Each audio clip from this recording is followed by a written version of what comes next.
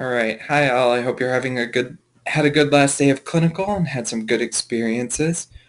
Just going to go ahead and go over the organization that I chose to do my presentation and exploration of. It's a crisis nursery in St. Louis. So a little background about the crisis nursery. Um, crisis nursery began in 1983 when the Junior League of St. Louis instituted a research committee in the area of child abuse. Shortly thereafter, they developed a crisis nursery as their primary goal. They secured what was at the time now Forest Park Hospital, which is no longer, as the initial site for the nursery.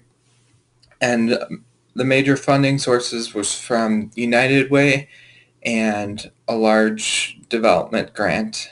So from the very get-go, this has kind of been a non-for-profit, very donation and grant-oriented organization.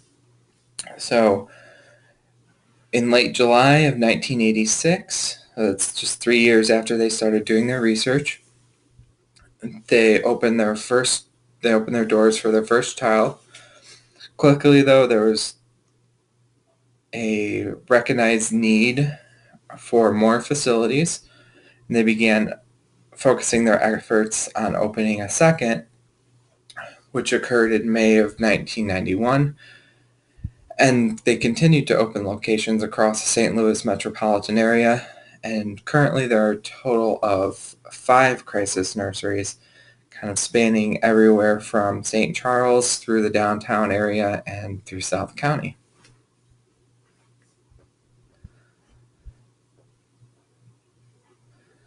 All right, so the mission of the crisis nursery is to prevent child abuse and neglect. And that's their main goal. And they do this by providing emergency interventions, respite care, and support to families experiencing crises. So basically, they're providing short-term care for young children, anywhere from newborns to 12 years old, and they provide a safe and nurturing environment. So they also help families resolve crises. This can be anything such as emotional distress, lack of safe place to stay, and even abusive situations. So they offer resources for empowerment, ongoing support, and parent education. And this is in addition to the 24-hour care that they have available. They also do community outreach and awareness. They'll make home visits, assess situations, make recommendations, and provide available resources. And overall, they're there to advocate for children and families.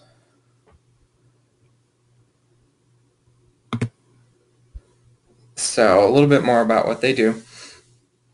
They're a complete non-for-profit agency funded by donations, and they're committed to preventing child abuse and neglect by providing short-term emergency shelter for children birth through age 12 whose families are faced with emergencies or who are in crisis.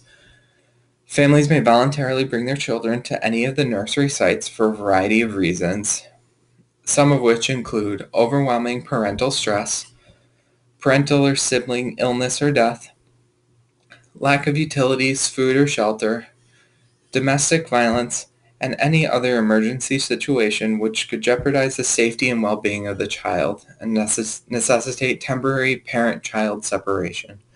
So they see everything and anything.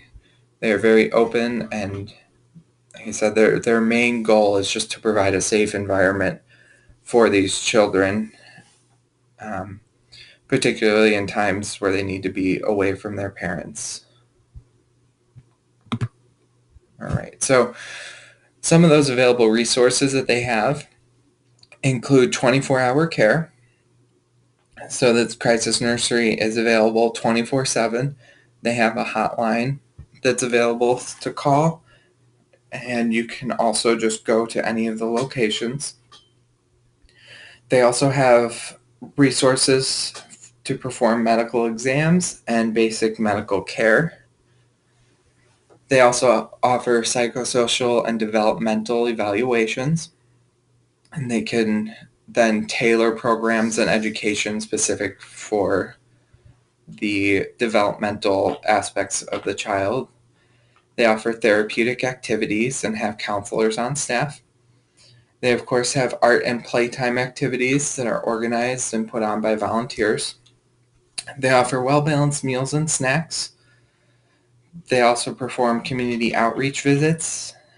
They will visit you and help connect you with resources that you might need, such as utility support, help you get in touch with WIC programs, different things like that. They also offer parent education sessions. So this is above and beyond caring for the children. They go out and they plan these sessions to help parents kind of better understand how to respond in a crisis and how to better manage stress. And they also have emergency support funds to help families in dire need. So if family does not have any food or resources or a safe place to stay, or if they're struck with a catastrophe, a house fire, for example, they do offer emergency funds to help you get through those difficult times.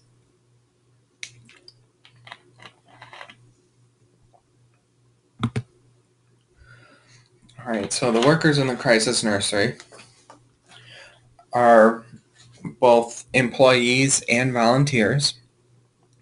So the nursery employs intake counselors, programming assistants, and I guess more intake counselors. But they employ a wide variety of staff to handle managing the hotline, intaking new children, and programming activities for them. They also have a vast variety of volunteer positions, which include activities such as rocking babies, singing songs, playing games, and reading aloud with the children. The volunteers also provide emotional support for children by rocking, holding, talking to them, and caring for their physical needs by feeding, bathing, and dressing them. Basically, the volunteers 24/7 are providing the basic and essential care for these children, as well as kind of being a solid ground for them during this time of crisis, because as you can imagine, being away from a parent is not exactly the most it can be an unsettling situation. So these volunteer workers are well vetted and trained to deal with these types of difficult situations and to care for these children. So why do we need a crisis nursery? So the crisis nursery provides a unique and caring environment in a high need area. It often goes unrecognized how high this need is to protect the safety of children. And if we look in the news every day, unfortunately, we can see some sort of negative story that involved abuse or neglectful behavior. So this is where the crisis nursery really is a valuable resource. So thus far in 2015, over 7,000 children at risk of abuse were provided a safe haven. 6,000 families have called the 24-hour help hotline when experiencing a crisis. Nearly 6,000 community outreach visits have been made with families, and 35,000 hours were volunteered. So in addition to all of that, 99% of the children provided care for at the crisis nursery were not abused. 99% of the children's families who participate in the crisis nursery services remain in their natural family homes. This is where that community outreach is a very big thing.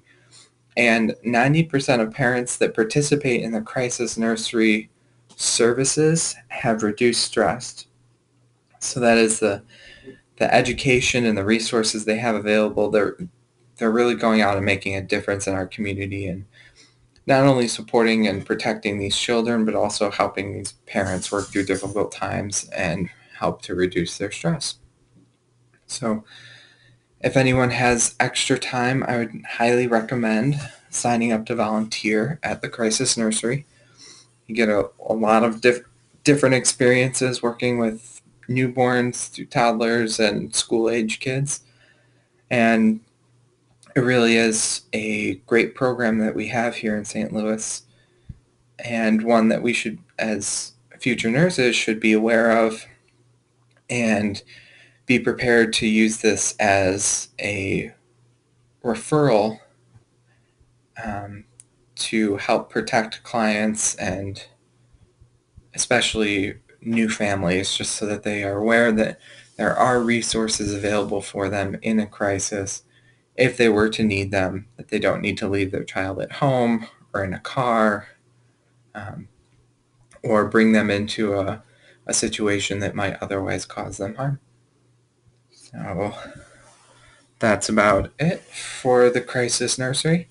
If you have any more questions or you want to look into it more, the website you can view is crisisnurserykids.org.